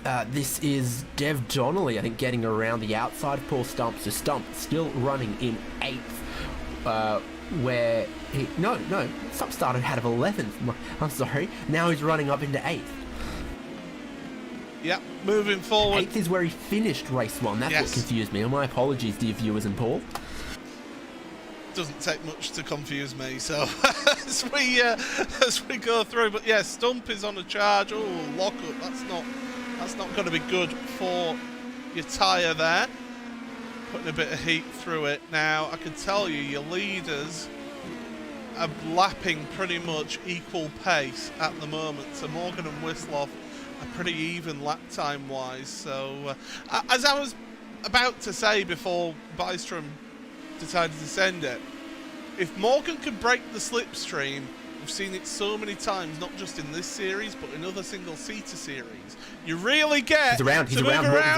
Morgan. John Morgan around in the hairpin. The race leaders had a mistake, and now Gary Bystrom's into the lead. Greenwood is in second, and Ragnar Wisloff is back in third. So something's happened for him as well. This is huge on lap 4. We're going to take a look towards the hairpin. I think this is an unforced error out of your, one of your championship hopefuls in John Morgan, from the helicopter on the brakes into the hairpin, and the rear just steps out on him, and that is goodbye race lead. Avoiding action from Ragnar Wisloff sees him lose 2 positions as well, but as the points leader, he just needs to be ahead of Morgan.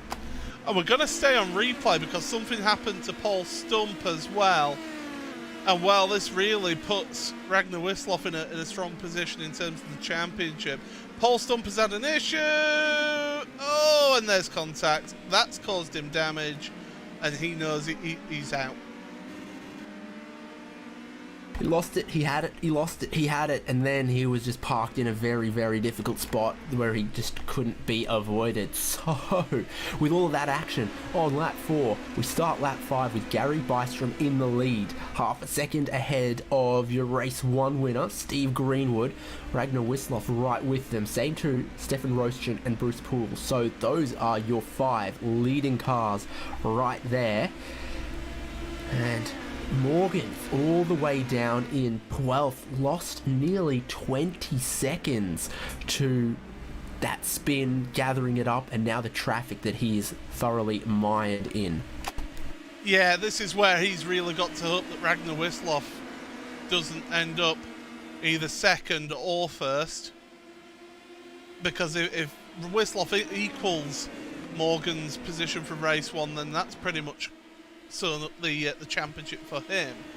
So what Morgan needs right now, we'll have to have it confirmed to us at some point, because yeah, it's going to be a case of complex mathematics. Olsen is missing a front wing. That's going to John Morgan. I don't think he was expecting Olsen to close the door on him, and Olsen's actually carrying on without that front wing. He'll be a terrible understeer, and Morgan's just having to bide his time. Then down the pit straight, hopefully John Morgan can break a little bit deeper. That would be his aim, as he takes just one more position back to get up into 11th. You don't need to know what the worst results are, what the dropped rounds are, if Ragnar Wisloff after those drops is 1 point ahead and takes a win in this round and Morgan doesn't. There's just no way that Morgan... Is there a way that Morgan improves more than... No. Well, there actually is a way that Morgan improves more than Wisloff if Wisloff takes the win, but you've got to assume that a win would do it for Wisloff. Yeah, a win would seal it basically for Wisloff, who we're on board with right now. But he's got to get past 2 very quick and very hard-charging competitors in Bystrom and also in Greenwood. That's JC here.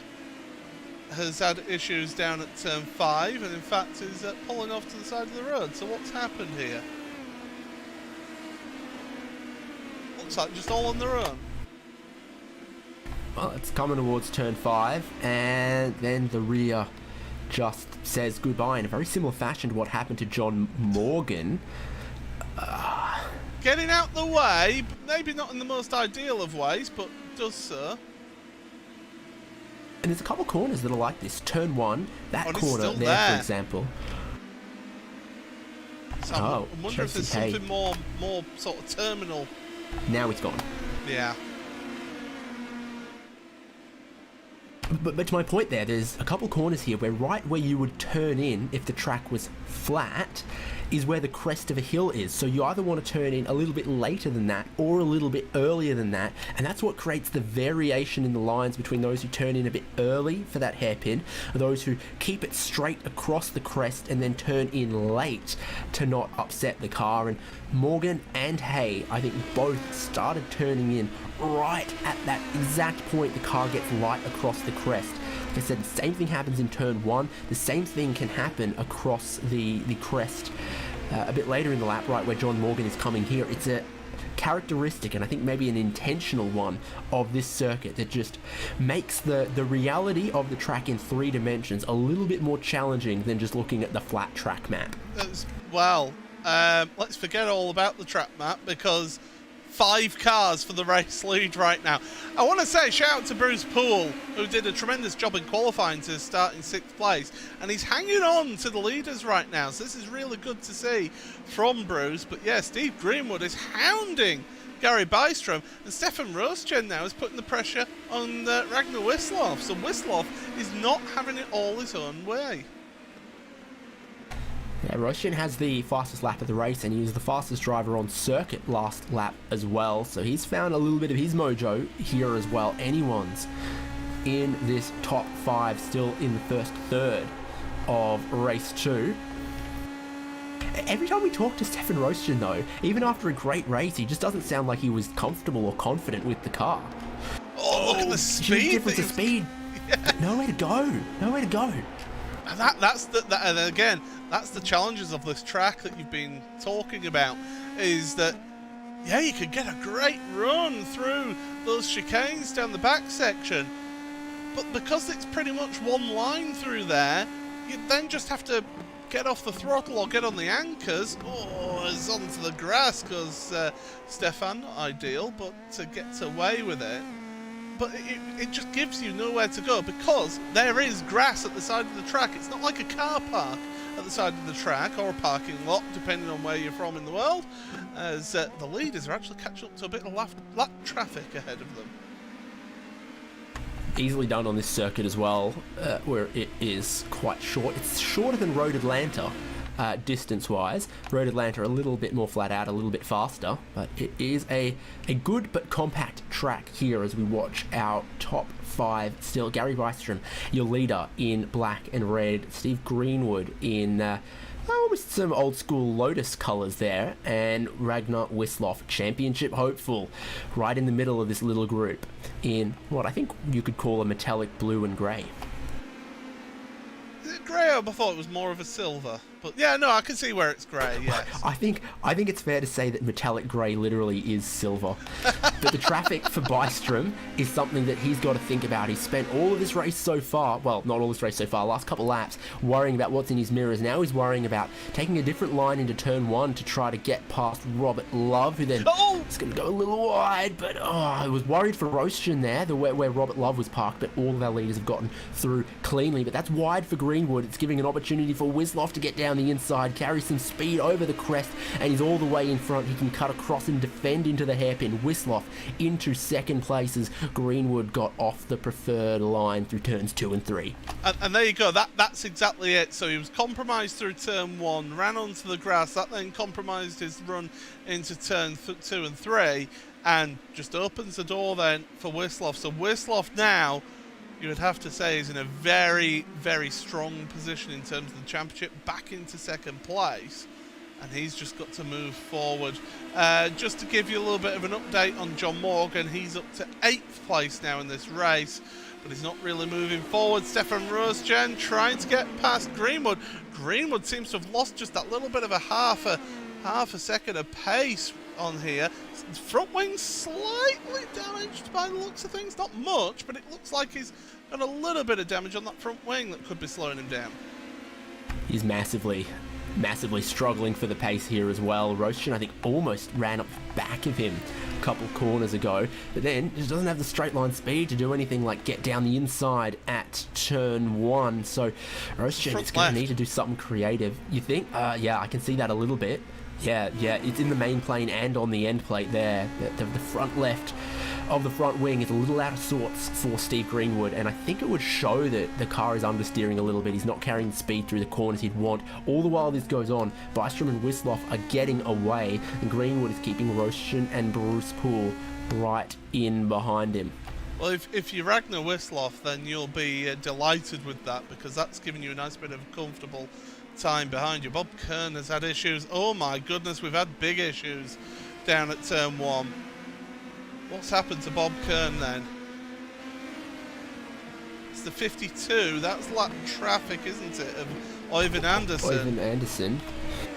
Yeah. So again, a case of I'd say that's a little bit ambitious from Bob there, really. Yeah, Ivan's off the line, going through the apex, but I just think it was a little bit ambitious from Bob.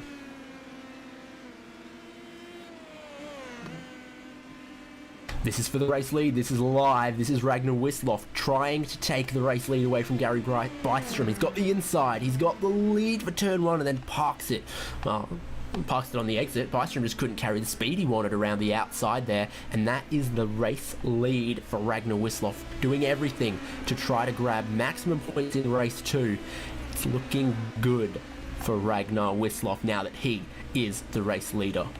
Yeah, this is where he needed to be. He needed to be in the lead.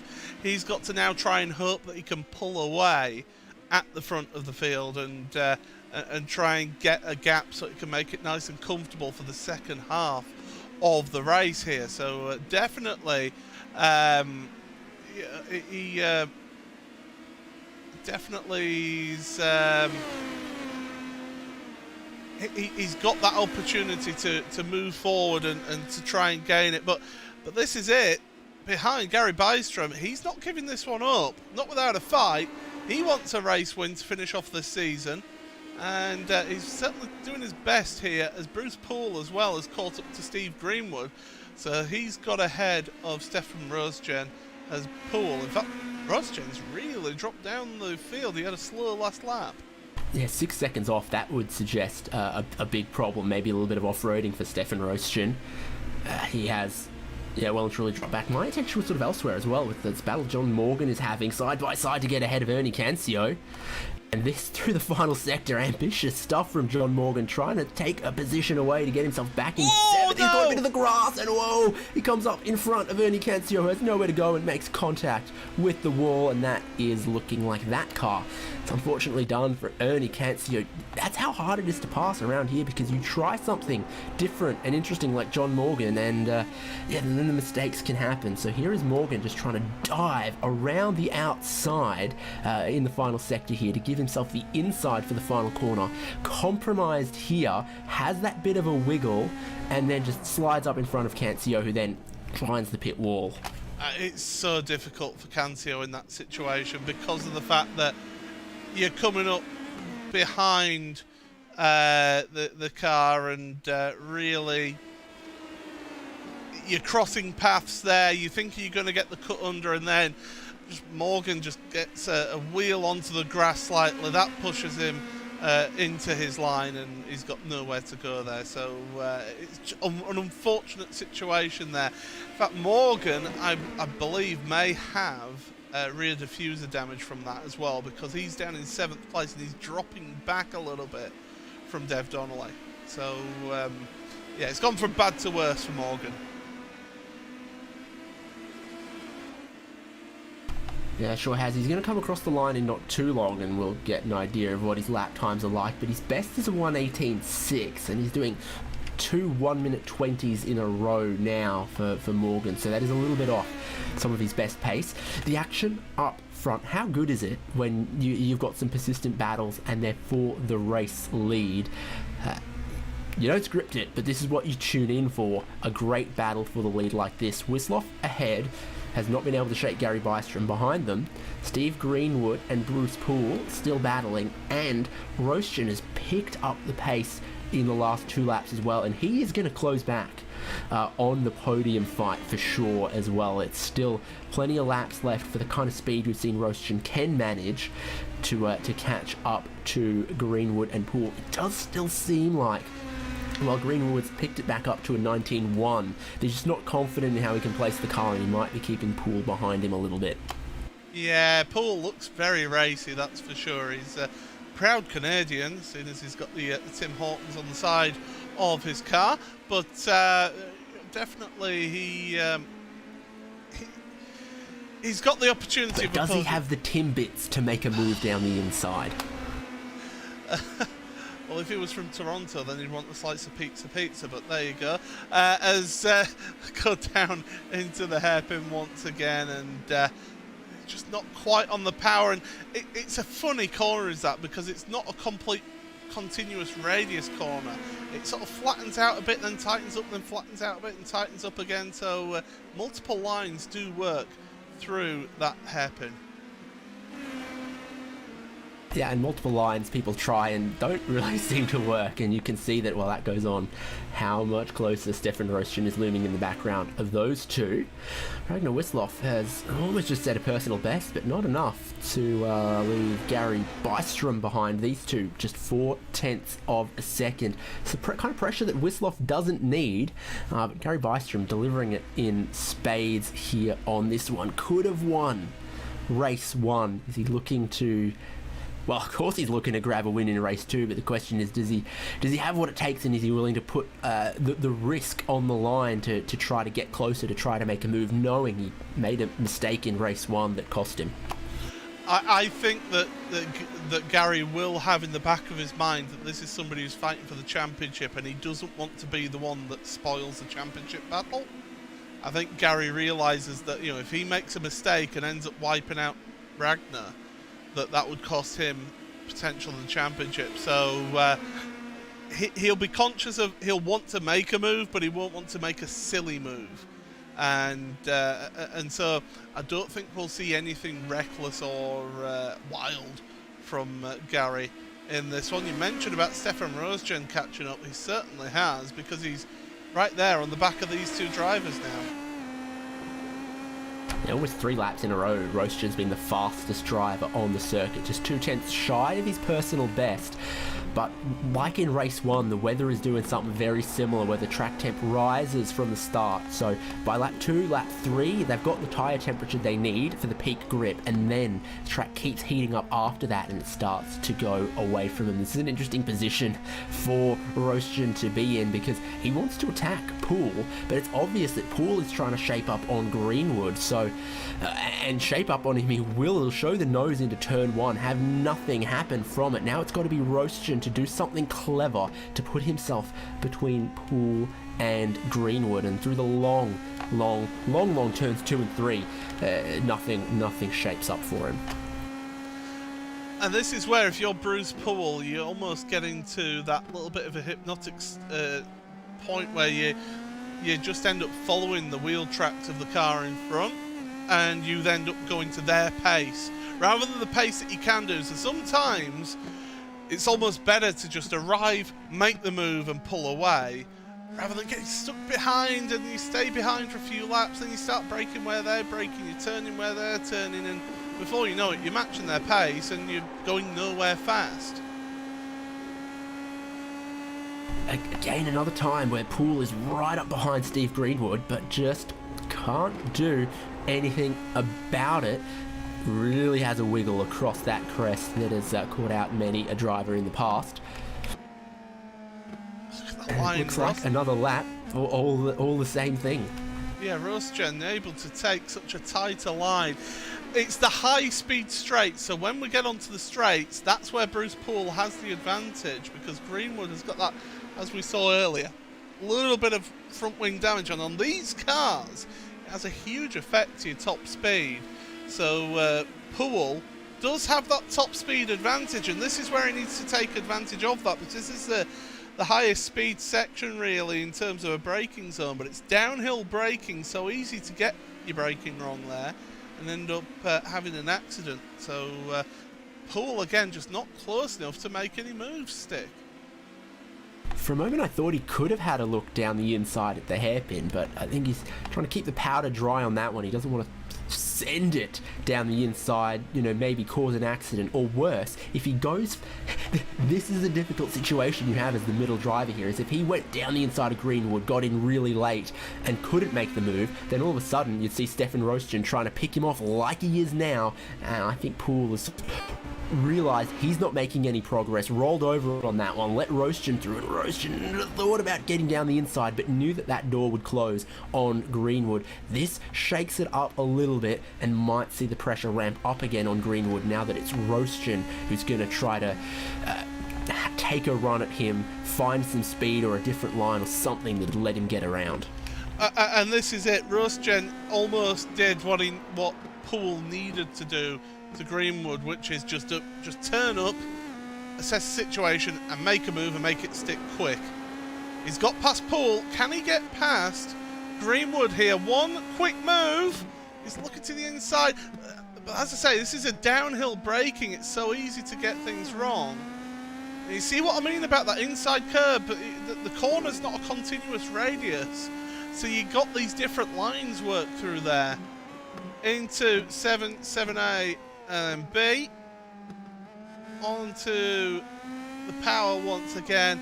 Nothing quite happening for Rosgen at the moment, but this is where, on the exit of this chicane, he made the move on Poole the lap earlier, and he's looking good. Yeah, huge speed. So now he's got to go around the outside. Does he back himself to go around the outside and have the inside for the next corner? He doesn't. He hesitates a little bit, and that allows Greenwood to just close it off. But this is it's good from Rosgen to see him trying something, having a look at the hairpin, thinking about getting around the outside of that corner off the back straight, just starting to make Greenwood have to think, is he going to do this? Is he going to try? And that is when the pressure is really on Greenwood is when Roastgen is trying some different lines, forcing him to defend, and we saw when Roastgen went down the inside, it made Greenwood try to defend. Now it's put Greenwood a little wide. Roastgen's got his nose in front, but he's around the outside, so can he outbreak Greenwood? I think the answer is no. He's going to try to shuffle back underneath. Oh, no. Again, a slide from both of them trying to put the power down. Good recognition there from Roastgen to put the brakes on, lock them all up, and keep it facing the right way, but he's really let Greenwood off the hook.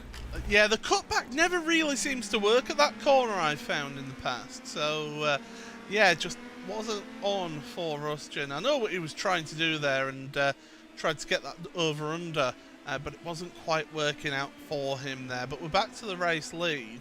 And these two, they've been inseparable all race long. This is really good to see. John Morgan, by the way, is still in 7th place. He's not catching up to Dev Donnelly by much, and he's still 24 seconds off of the race leaders, so almost heartbreak for Morgan. Morgan needs a miracle to happen in this one to get himself the championship, but the thing is, knowing John, he wouldn't want it to win it that way. He'd have wanted to have won it as a straight-out fight on the track. Yeah, and that's what they had at the start of this race, but it's kind of John Morgan's own mistake that's seen him back in the field and seen Ragnar Wisloff battling for the lead. So they had that opportunity and he just couldn't hold on. What has happened to Stefan Roastgen? Is he beached on the curb? He's on the toe hook from battling for the podium. That is disappointing for Stefan Roastgen. He's trying to catch up to Greenwood and Poole in towards turn 1. Has he just been a little ambitious? He's caught a little bit of the curb, gone a little bit wide. That's not the problem. It's then into 2 and 3. We can see the rear can give way in the middle sometimes. He's out wide, catches a bit of the curb, and then catches a lot of the arm cone. Yeah, and he knew straight away that was it for the car. No, Gary Bystrom isn't in the pit lane. There he is. Thank you, camera. And he is fighting. He's pushing hard. He knows that he's got time running out here, and he's got a good run down towards turn 1. You've got to be brave to make a move into turn 1. It's not really a good overtaking opportunity, is it, David? Well, no, for the reasons we mentioned, the way the track drops away right as you want to turn in. If you get down the inside, it puts you on the outside for the much longer right-hander that follows. If you try to go around the outside, you can find yourself running out of room out there, and then it's grass, and then it's Armco. So whichever way you go, it's not a big enough braking zone, and then the track immediately goes in the opposite direction as well. We are starting to see Wisloff just struggle putting the power down, parking it for turn 7, and then throwing it in there. So I think Bystrom, if he's clever, and if he gets some momentum up, gets a run towards Wisloff, he might be able to make a pass.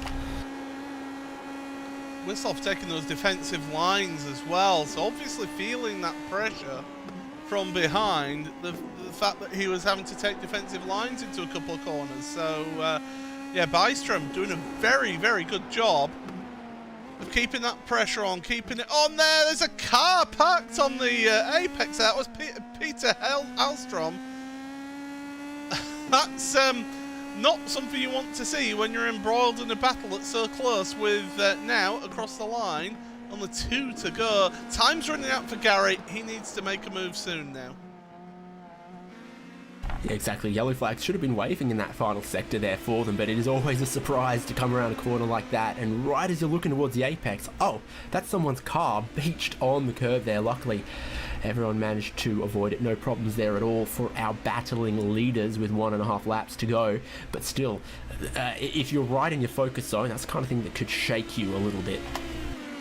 Yeah, it could just, and I think it did cost Gary a couple of tenths of a second in the gap here, but he's back onto the gearbox of Ragnar Wisloff now. They have got lap traffic ahead of them, so don't write this one off yet. This could go to the very end, and Wisloff is in that position he needs. You can guarantee when it comes to the start of the final lap, he will defend with all his might. Bystrom getting a little bit loose as well. All or nothing with the 3.5 kilometers to go, so Wislov just wants to hold on to the lead. Bystrom is starting to look like he might run out of opportunity. Number 70 car is Ulf Olsen in front of them. This for the podium though, Greenwood and Poole, and Poole's just not been able to take it away from Greenwood, but good pressure. Is he going to get a run down the pit straight? Potentially. They're starting the final lap, and that podium not looking so assured for Greenwood, but first and second towards the hairpin, closing on the traffic. Pressure position for Wislov that he wouldn't want to be in. Well, yeah, and that traffic is not getting out the way either, like we've seen others. It's Ulf Olsen, and I mean, you know, blue flags are advisory only. You don't have to move out the way. It's not like Formula One. And so Wislov is stuck between a rock and a hard place now. He'll be hoping that he gets in the mirrors of the car in front and doesn't get in the way. But I think time's run out for Bystrom here. Yeah, the way that Wislov can place the car defensively, and they just haven't caught Olsen quite as quickly anyway, that he'd need to get out of the way. Just 2 corners to go to separate Ragnar Wislov from a win. It can all come undone in the final corner if you're not careful. This is a hell of a run from Gary Bystrom. Ragnar Wislov, though, is in front and is going to take that checkered flag first. For a second there, I thought Bystrom might have had a good run at him, but Bystrom is going to get second place. Greenwood, is he going to be able to hold on to third from Bruce Poole? The answer, probably. Even with a bit of damage on the car, lap after lap, just didn't make a mistake, and Steve Greenwood is going to complete the podium. Yeah, really good defensive driving from Greenwood to be able to hold on to a podium there in that one. Carl Bogle and Jihadis Yorison, 9th and 10th place. They're pretty much close together, finishing out the race here. So those two just make it through the final couple of corners. Not quite close enough to make a move there. So 9th for Bogle and 10th for Yorison as they come across the line to thank Barney for waving that flag. And the final driver on the lead lap is Ulf Olsen, who we saw in front of that lead battle. He's just working his way around to finish this race. Yeah, holding on to 12th. I think didn't do anything wrong at all there. The speed was enough that he stayed on the lead lap. The race was 1 or 2 longer. I think he might have had to jump out of the way, but he was always half a second or more clear of our leaders, and will be rewarded with 2 positions gained from 14th to finish 12th. And last car on the lead lap for Ulf Olsen. You know what? Sometimes you can have a million passes and it makes an exciting race, and sometimes you can have only a couple, and just that lingering, bubbling tension, the drivers on the edge not able to afford a mistake. That can also be some exciting racing as well. Yeah, certainly too. But we have got the results, and then hopefully we get to speak to who we think is the champion. Yeah, and we will try to seek confirmation from that. We'll also probe some of the drivers about it, but Ragnar Wislov has done everything he's needed to do in the season finale of 60 Plus Racing Adventures. He bags maximum points with a race win in race 2 ahead of Gary Bystrom. Only just, what a great little tussle they had in making sure that Ragnar Wislov couldn't let his guard down, couldn't walk away with this one. Similar story for Greenwood, holding on to the final podium position from Bruce Poole. For a couple of times there, you thought that podium was going to slip away from Greenwood, but he held on. Zev Donnelly in 5th. John Morgan recovering best he could to 6th, but will be cursing that early mistake at the hairpin. David Riley for 7th, and Wally Molesby, Carl Bogle and Gerhardus Yorison. Richard Varley in 11th, and we saw Ulf Olsen, last car on the lead lap, in 12th. Just falling off that lead lap, Joel Martin and Douglas Beasley. Then the results continue with Peter Hallstrom, Robert Love, Jerry Kerr, Stefan Roschen, a retirement in the end. After that one, unfortunate to see as he battled for the podium and couldn't back up double podiums across both races today. Tough for the multiple-time series champ. And then Jin Moore in 19th, Louis Cannell also looking like a retirement in 20th. Ernie Cancio, we saw the little issues there, and Bob Kern, Paul Stump, unfortunately retirement as well. Same too for Oyvind Anderson, JC Hay and Gerard Florison.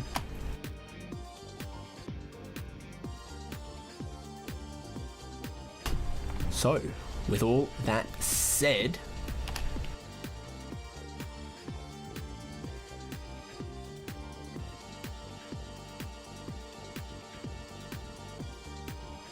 hello. It appears that we may have lost David. I think I'm back. Oh, we've got him back.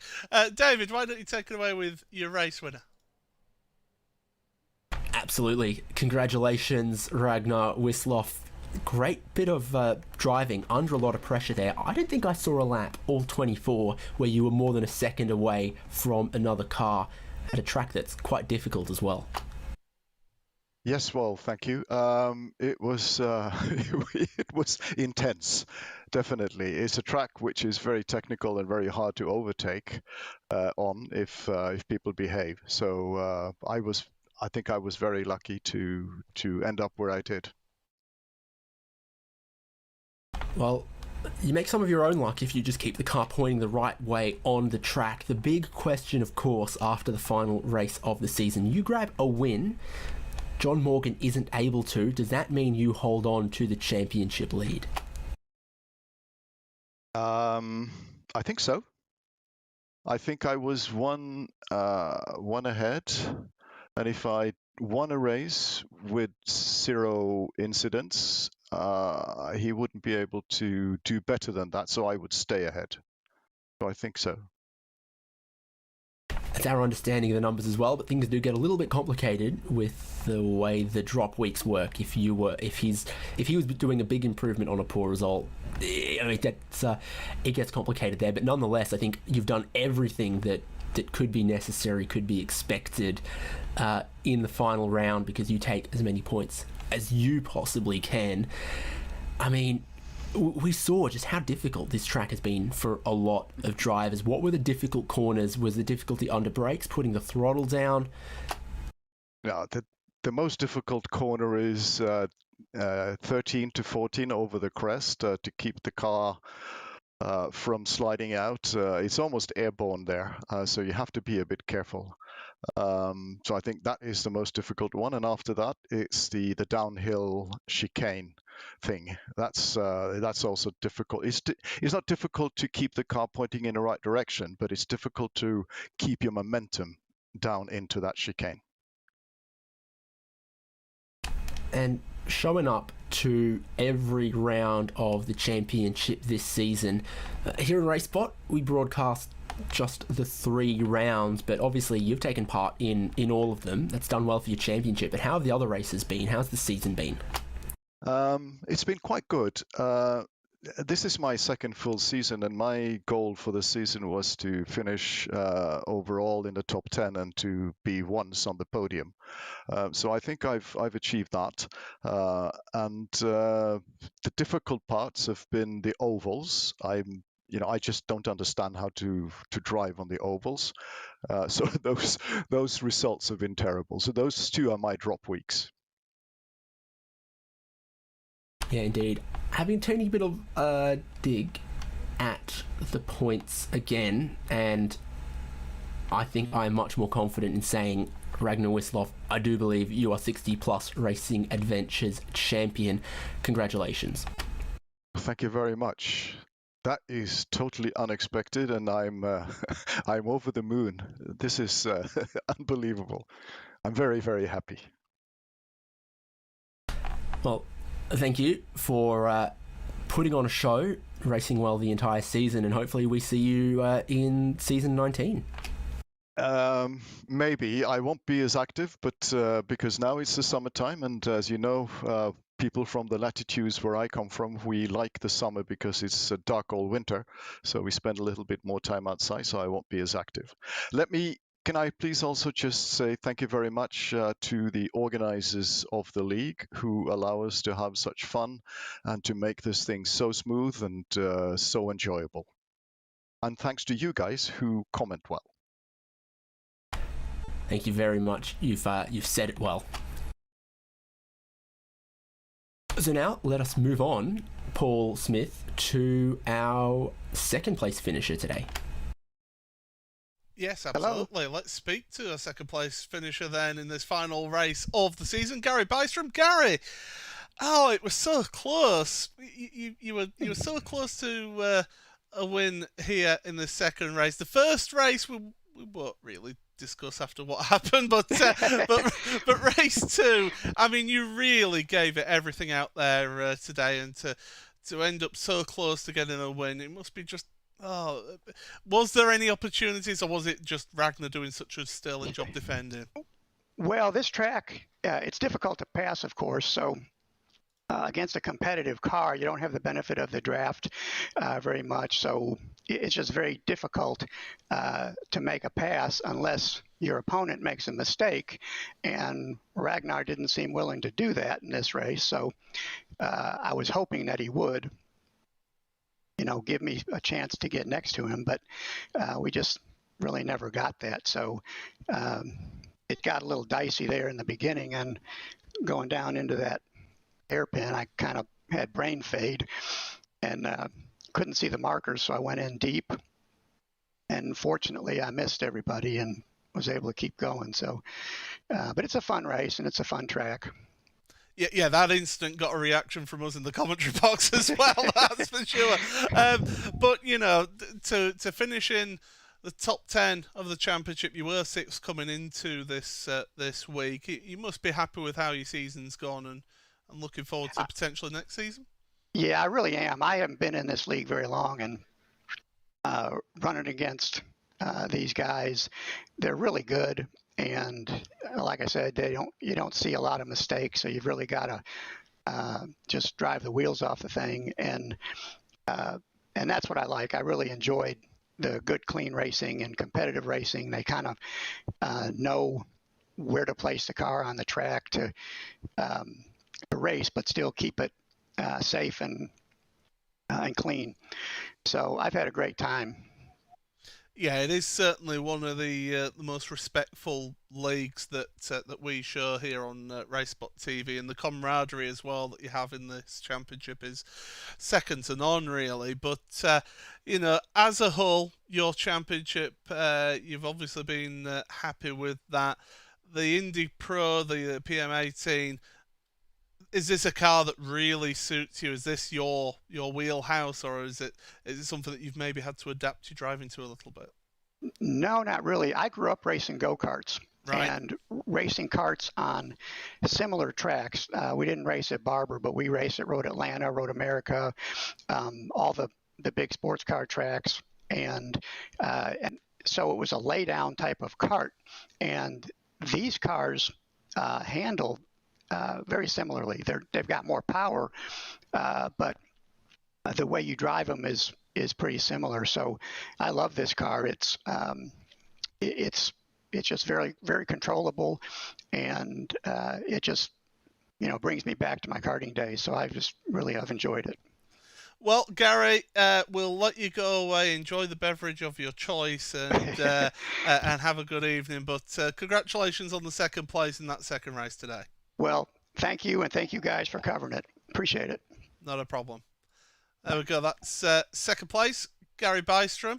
I know we've got one more interview. We spoke to him in race 1, but why don't we speak to him again, David? Yeah, exactly. Welcome back, Steve Greenwood. They tried to take another podium away from you, but they just couldn't do it. You held on. Well, that was a bit ragged, wasn't it? But yeah, it was quite exciting, that one. I like that. Bit of damage on your car potentially in the later stages. Did you feel a bit of understeer or anything like that at all? Oh, yeah. It was early on in the race. Ragnar was behind me. We came up against a lap car on the pit straight, and well, I don't know what he did, but I think I picked up damage there because the car was just horrendous after that. So I've had a look. I haven't watched the replay yet, but I think I must have picked up damage at that point. Credit to you then, because you didn't slip up. You placed the car where you needed to, and they sent their best against you. But neither Bruce Poole or Stefan Rostjen could steal this sweet podium from you? No, I mean, it's very difficult to overtake here, and if you put your car in the right place, they've no chance really, have they? You know, they didn't get. I don't think they actually got close enough to sort of force it into a corner, but I don't know. Another couple of laps, I think I'd been shot. Give us a thought about 60 Plus Racing Adventures. Obviously, it's a kind of unique format to have a league where the center pinning point is the age of the drivers rather than, you know, a style of racing or anything in particular, but it really works out, proven by the fact that we've now come to the end of season 18 of this championship. What keeps bringing you back? Well, this is my first season with them. To be quite frank, I actually got fed up of official races and just the behaviour of some people in the official races. And this looked, it looked to be the kind of racing I was looking for, and it's proved to be that. Great bunch of guys, very respectful. A wide range of ability, but we get by. I've been most impressed. And I with you, Steve. Well done. My reading of the points here, and it is a little bit like trying to look at tea leaves or something, but you've definitely got yourself a championship position in the top 5 there, and I think you might have even snuck into second or third once all of the dust settles on that one. So well done on a championship, well run, and maybe we'll see you next season. Anyone you want to thank? Just the admins. They do a great job. They get a bit of stick from time to time, but they give us a lot of fun. So I'd like to just thank them. And my teammate, of course, Paul, because I think we've won the team championship.